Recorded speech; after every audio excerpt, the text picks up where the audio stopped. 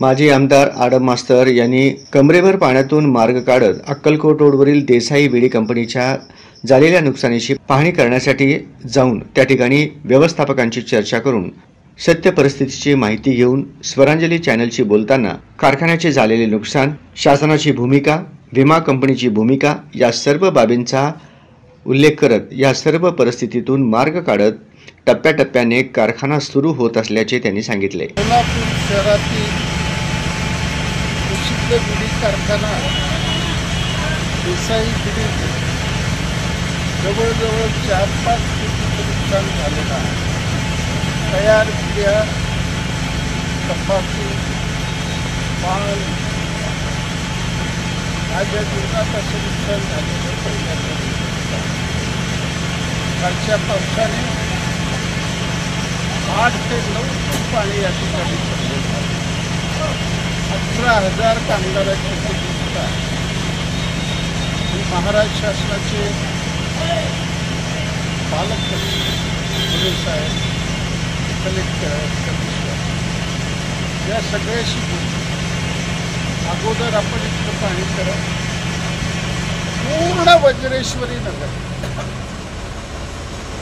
मित्रनगर, शेळगी 2008 मध्ये गुडेराव महापालिकेचे आयुक्त असताना मोठी मीटिंग घेतली.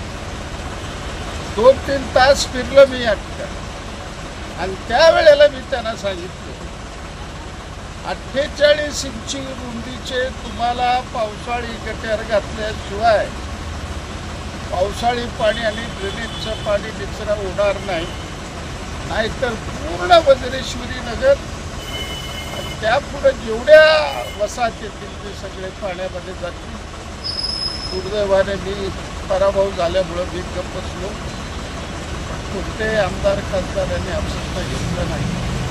पालकमंत्री गोरे साहेबांना मी सांगितलं नॅशनल हायवे, महापालिका, जिल्हाधिकारी या सगळ्यांचं समन्वय करा आणि काही करून पावसाच्या पाण्याचा निचरा होणार यात्रा आपण ताबडतोब करा. नसेल दर पावसाळ्यामध्ये हे हात करावं लागेल.